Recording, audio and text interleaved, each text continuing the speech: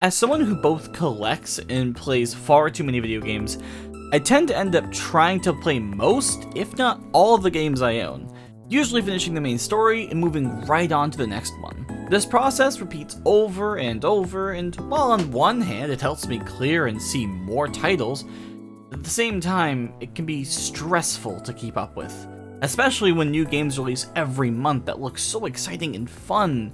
Thus, a pile of games build up over time, leading to the backlog. Most collectors have them, most video game enjoyers that like a good deal have them. These lists of seemingly never-ending games are something you and I might be all too familiar with. From jokes of buying too many games on Steam and how playing your backlog is free, to genuine spreadsheets and strategic methods being made, managing and going through a backlog feels like a lot of extra steps to enjoy video games. Backlogs are also within other forms of entertainment like books and TV shows and movies, but a video game has so much more to it, so it almost feels like an obligation. If you buy a game, you have to beat it, right? Most of the time. Some video games take hundreds of hours to complete, and even others beg for your time commitment with live service game models to keep you drip-fed nicely. Video games are this multifaceted art form that, for some, can just be entertainment on a Friday night with some friends, or it can be a life-changing experience.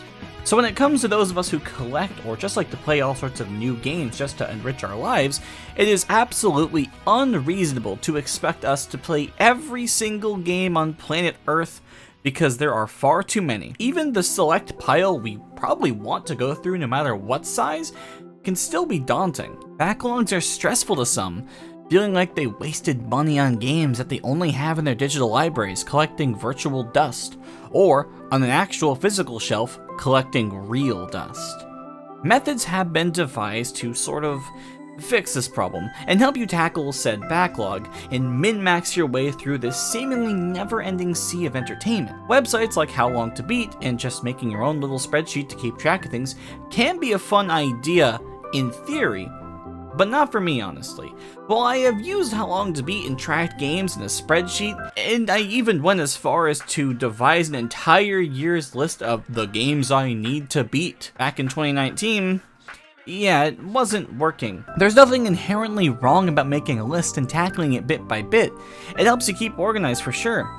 But to me, when I have tried this over multiple times in the last 5 or so years, I learned that those games I feel bad for not booting up all get played regardless if I put them in a little spreadsheet to keep track of their little progress. There are countless games for me that are like that, and when I get around to them, I felt so much more fulfilled and even happier because it just felt natural. I wanted to just play those games more and more because I just felt like playing them at that time. For example, say you have to beat Xenoblade 1 before the newest 2 JRPGs you've been waiting to come out, well, do, and take away all of your time. But you really just want to hop on Fortnite. Oh, but it's a live service game. Isn't that a waste of time for your backlog tour of sorts? See, doing things you want when you purchase games for your collection can seem irresponsible as a player, even when in my eyes it shouldn't. You spent the money, so by all means, enjoy said things when you want to and at your own pace. But the pressure of playing a game you feel like would be fun versus knocking something off the good old log feels very dull. And by all means, don't just purchase games you know you're never going to get to. That's where methods like game sharing and even just trying out free games from different providers can actually be beneficial, and same with demos, it's been around forever. But making a list can help you get organized with your backlog, right? See, I thought the same thing, but it becomes less and less fun to check off a game off this magical list. I planned my whole year out game-wise, as I mentioned, and even left headroom for new releases, but because it was on a list, it almost felt like an obligation when I felt in the mood for something else on that day. It felt like I was a child playing with a cool stuffed animal for a month, moving on from it the next month to keep the cycle going, never to go back and hug the old plushies I had. I have at length discussed both comfort games and replaying games on this channel, and while I might complete and play less new titles, to me it means the new games I do try are going to be more memorable and meaningful in the long run. Going with the flow and playing the games is the whole point. And now I've had nights where instead of being upset I got harassed over not playing a game on the internet one time, I'm happy I got to play Animal Crossing with my best friends to make that Sunday night all the more fun. Committing to a full-on yearly log of games just never worked for me. I tried time and time again, only to fall short and play stuff that I didn't plan for, or new releases wrap my brain up in excitement. There has to be some sort of way to balance the fun of enjoying games you want to beat, but without having to feel so stressful when you see a backlog that you have. Video games are supposed to be fun after all.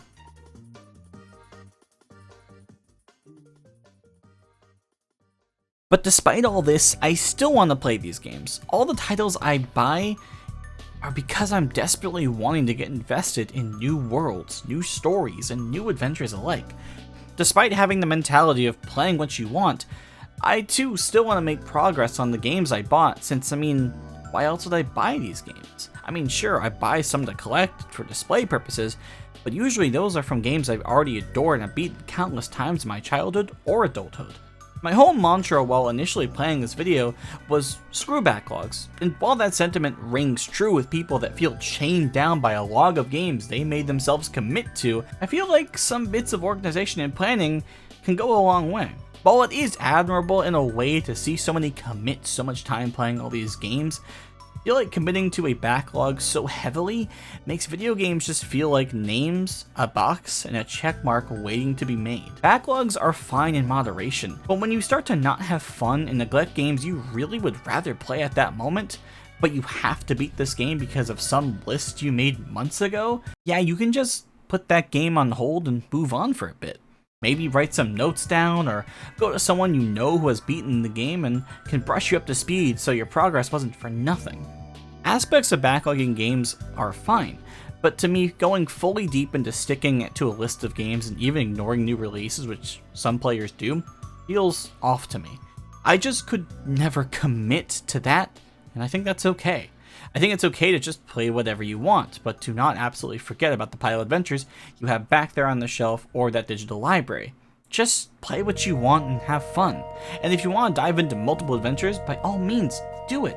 Playing video games shouldn't be a chore, and there shouldn't be a real way to play them. I think it's fun to just explore these worlds in whichever way you find yourself the happiest. Whether it's playing 3 JRPGs and keeping tabs on all of them, beating a bunch of small games and building up this ball of completed games like Katamari Damacy, or just beating only a handful of titles a year because all these new releases have you gripped. Whatever works for you is fine. Just don't make it hard on yourself. I tend to get influenced on what games I play based on YouTube videos and seeing art on social media. I tend to also get influenced on what to play based on what games my friends are diving into as well, and it usually leads me into discovering titles I would have otherwise just written off, but really ended up enjoying once diving in. And I honestly just wish there was more time in the day to commit to actually beating these games, and giving them the time of day they deserve. But I guess in a weird roundabout way, that makes the games I do finish or commit to that much more special.